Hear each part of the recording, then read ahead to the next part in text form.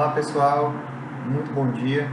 Estamos aqui dando seguimento ao nosso conteúdo, de crimes de espécie. Hoje nós vamos tratar do capítulo 4, que versa sobre os crimes contra a liberdade individual. Capítulo esse que é dividido em 4 sessões, quais sejam, primeira sessão a gente vai ver os crimes contra a liberdade pessoal, que consiste o artigo 146 até o artigo 149. Na seção número 2, nós vamos tratar sobre os crimes contra a inviolabilidade domiciliar, particularmente se resume essa seção à análise do artigo 150, nós vamos ver também a inviolabilidade da correspondência, que é a seção número 3, que vai consistir aí no artigo 151 e o 152, e por último nós vamos ver a seção número 4, que trata da inviolabilidade dos segredos, que consiste na análise do artigo 153 e 154, tá bom? Antes da gente adentrar na análise dos artigos propriamente dito, como a gente fez na aula passada, nós vimos do capítulo número 3, do Código Penal Brasileiro, que trata sobre o quê? Que trata dos crimes contra a honra. Nós estudamos os crimes contra a honra na perspectiva do bem jurídico material que é protegido, que é justamente a honra. Nós vimos que tem a honra objetiva e a honra subjetiva, sendo a honra objetiva a reputação, e a honra subjetiva a percepção do sujeito em relação a si mesmo, tá certo? Então, para a gente seguir nesse mesmo sentido, precede de uma análise do que seja a liberdade individual. É a primeira pergunta que se faz. Rapaz, o que é liberdade individual? Bom, a liberdade individual ela está muito ligada ao conceito de autodeterminação. Então, o que é que significa isso? É você ter o direito de ir, vir, fazer o que quer ou deixar de fazer o que quer dentro dos limites da lei, logicamente. Não é isso? Então, todo ser humano, ele é livre. Todo ser humano ele é livre. Nós vivemos num Estado democrático de direito, numa república constitucional, num Estado de direito, e a liberdade ela é resguardada, certo? E a própria Constituição, no seu artigo 5º, inciso 2, ela fala o seguinte: ninguém será obrigado a o quê? Fazer ou deixar de fazer algo, senão em virtude de lei, certo? Então, o que me faz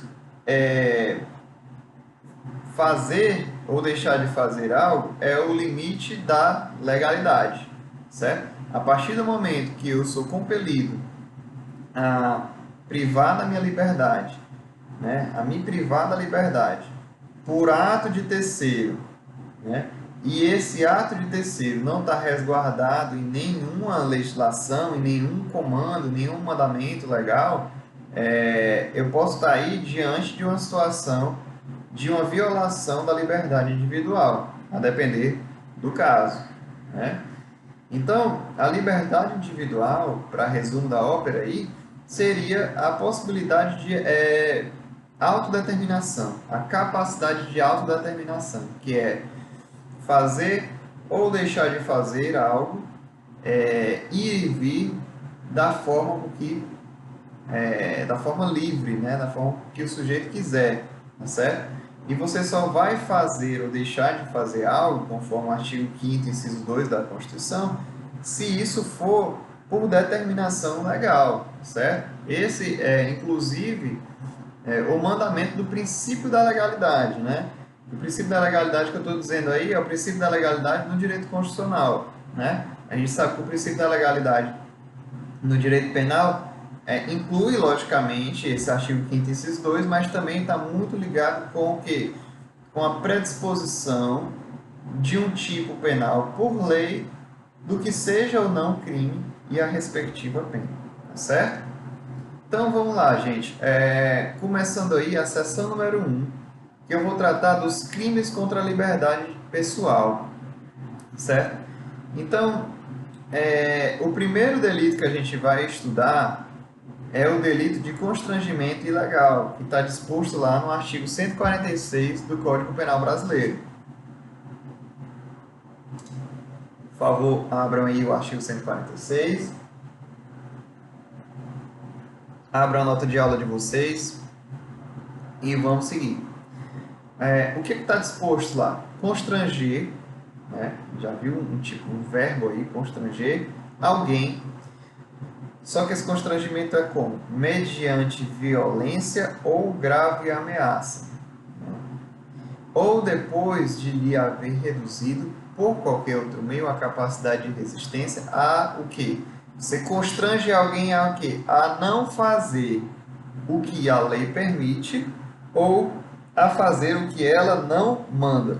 Você viu que aí a gente tem uma situação em que um terceiro, mediante violência ou grave ameaça, tenta fazer com que uma vítima não faça o que a lei permite ou faça o que a lei não manda. Ou seja, desrespeite a prerrogativa do artigo 5º, inciso 2, que a gente viu, que ninguém é obrigado a fazer ou deixar de fazer algo senão em virtude de lei. Né? E a gente viu aí, então, que no caput do artigo 146 existe uma proteção a esse tipo de ferimento, né, do bem jurídico, que no caso é a liberdade individual, especificamente nesse caso aí a liberdade pessoal, tá certo? Causas de aumento de pena.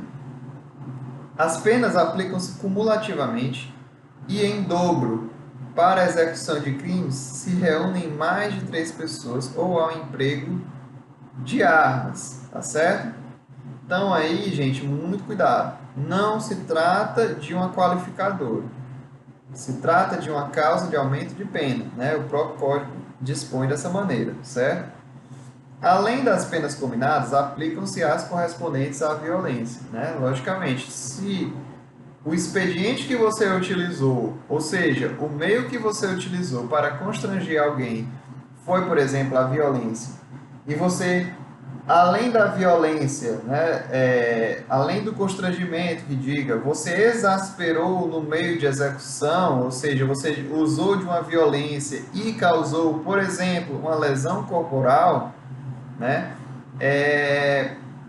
essa lesão corporal ela vai ser apurada também, tá certo? Então, não é porque o constrangimento foi o resultado, foi um dos resultados de uma conduta criminosa que ele vai ser isolado, vai ser, vamos dizer assim, verificado de forma individualizada. Não, de forma isolada, que diga. Ele vai ser verificado, o constrangimento, essa figura do constrangimento, mediante a violência. Só que eventuais resultados da violência também, ou seja, condutas que exasperaram o constrangimento, né, e passaram a ferir outros bens jurídicos, essas condutas também vão ser apuradas e punidas pelo Código Penal, tá certo? Parágrafo 3º, não compreende, né, não se compreendem na disposição desse artigo. Ou seja, o que é que o parágrafo 3º está dizendo, né?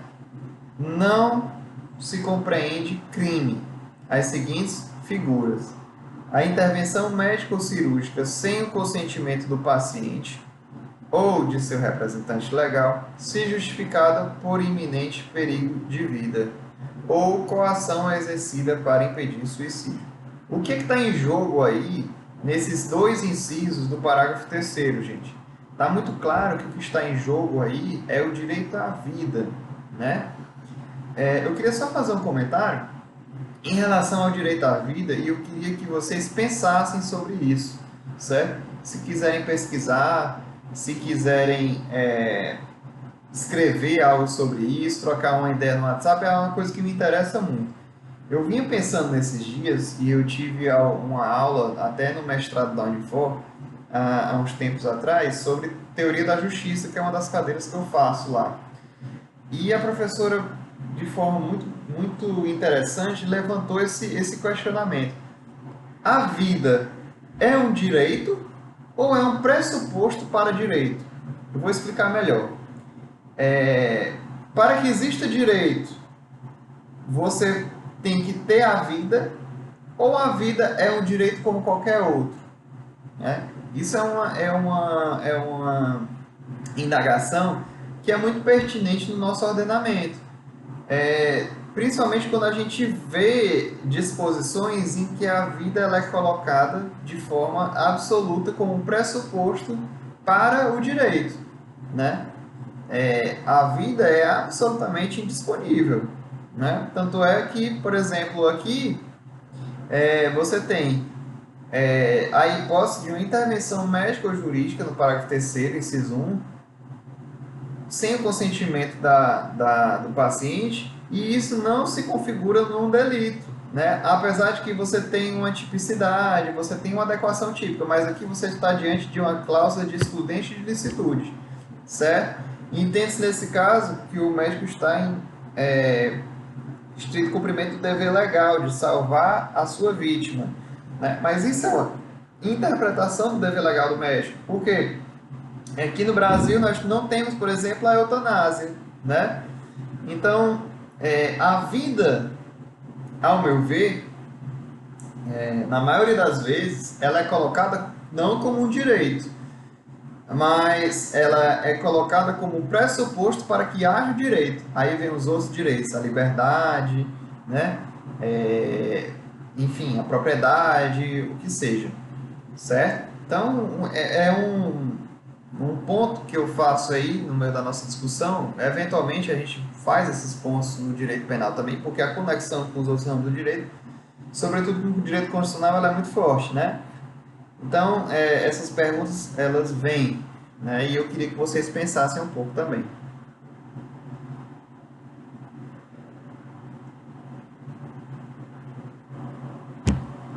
Então, vamos lá para a análise do 146. O bem jurídico tutelado aqui, gente, a liberdade pessoal, física e psíquica e a autodeterminação. A liberdade aqui, gente, o pessoal envolve também a liberdade psíquica, porque esse constrangimento, né, ele pode ser feito, né, a violência ou a grave ameaça, ela pode ser perpetrada de forma psíquica, né, não só em relação ao meio físico, mas você pode ter aí a sua percepção também prejudicada, né? A sua psique prejudicada também. E a autodeterminação, logicamente, né? Sujeito ativo aqui. No caso, gente, a gente está diante de um crime comum, né? Então, como a gente já estudou, no caso dos crimes comuns, não se exige, não se demanda nenhuma qualidade ou característica especial do agente para que possa ser enquadrado num delito como esse, certo? O sujeito passivo também pode ser qualquer pessoa, desde que capaz de sentir a violência e motivar-se com ela, né? Ou seja, a pessoa tem que entender, né, aquele expediente, né, de constrangimento e entender que aquilo ali, que aquela violência ou grave ameaça, ela vai compelir você a fazer algo que a lei não permite ou deixar de fazer algo que a lei permite, né? Então aqui está excluído, por exemplo, os enfermos mentais, as crianças, aliás, as crianças, não, né? Na verdade, as crianças estão excluídas desse tipo penal do 146, mas se existe o constrangimento ilegal contra criança, que tem, como a gente está vendo na observação aqui embaixo, um tipo específico no ECA, né? Que é o 232. Mas é preciso que você tenha a percepção daquele constrangimento, certo? Que aquilo que o agente infrator está fazendo vai fazer com que você deixe ou faça algo que a lei não permite, certo? Como eu falei aí, tem um tipo específico do constrangimento ilegal, né? O 232 do ECA aí, né? O tipo objetivo, gente, a adequação típica. A conduta típica, ela tem duas modalidades, né? Pode se apresentar de duas maneiras: ou fazer o que a lei não obriga, ou não fazer o que ela permite. Quando quando a vítima é obrigada a fazer algo, né? A levar o agente a algum lugar, a fazer uma viagem que não queira, a escrever uma carta, a dizer onde se encontra uma pessoa e tal. Enfim, a gente está diante dessa situação que a vítima é obrigada a fazer algo, certo? Quando a vítima é obrigada a não fazer algo, a não fazer uma viagem, a não ir às aulas, a não ir a uma festa, ou baile e tal, abrange também a hipótese que ela é obrigada a tolerar que o agente faça algo, certo? E aí eu trago também a definição, né, de alguns pontos do artigo, né? Por exemplo, constranger, o verbo constranger. O que é que significa o verbo constranger? Significa forçar, coagir, compelir alguém a fazer ou deixar de fazer algo utilizando da violência ou grave ameaça. Constranger é forçar, gente, certo? Violência, o que é violência? Violência é a utilização de força física, né? Ou mesmo uma força psíquica também, né? Mediante, não fisicamente, eu digo assim, fisicamente não só o contato físico, mas pode ser por meio de uma palavra, pode ser por meio de um comportamento, pode ser por meio de um símbolo, enfim. A grave ameaça, certo? A grave ameaça é a não utilização da força física, né? E você vai para a força, é, vamos dizer assim, de outras qualidades aí que eu estava falando. A violência é a grave ameaça, eu acho que, se você for ver, a violência é gênero, na minha visão. Grave ameaça não deixa de ser uma violência, porque força um comportamento. A grave ameaça, ela força um comportamento, né? Então, é, querendo ou não, são conceitos que estão muito ligados aí. É até difícil de diferenciar, porque na minha visão a grave ameaça é até uma espécie do gênero violência, né? Mas aí é definido para fins penais como se são situações que você não utiliza da força física na conduta e você constrange da mesma maneira, certo? A pretensão deve ser ilegítima do autor, tá, gente? Do agente criminoso. No caso, se a pretensão for legítima, aí a gente pode estar diante de outro crime, que é o exercício arbitrário das próprias razões, que nada mais é do que fazer justiça com as próprias mãos, né? A gente tem todo um ordenamento jurídico penal que se cuida a julgar, a processar e julgar determinadas condutas que a ele são levadas, certo? Então você tem um sistema. Então não cabe a você, por mais que a sua pretensão seja legítima, fazer justiça com as próprias mãos, porque você tem toda uma estrutura pública que vai analisar aquele comportamento. E quem detém a força, né, o poder de punir, ou seja, o jus puniente, é o Estado. E o Estado está representado aí no Poder Judiciário, certo? Então a aplicação passa pela análise, pela percepção do Poder Judiciário. Então não cabe a você a fazer justiça com as próprias mãos, certo? Mas no caso do constrangimento, né, pressupõe a pretensão ilegítima do autor, tá certo? O elemento subjetivo é o dolo, logicamente, significa a vontade de empregar a violência ou a grave ameaça e a consciência de que a ação ou omissão pretendidas são ilegítimas, certo?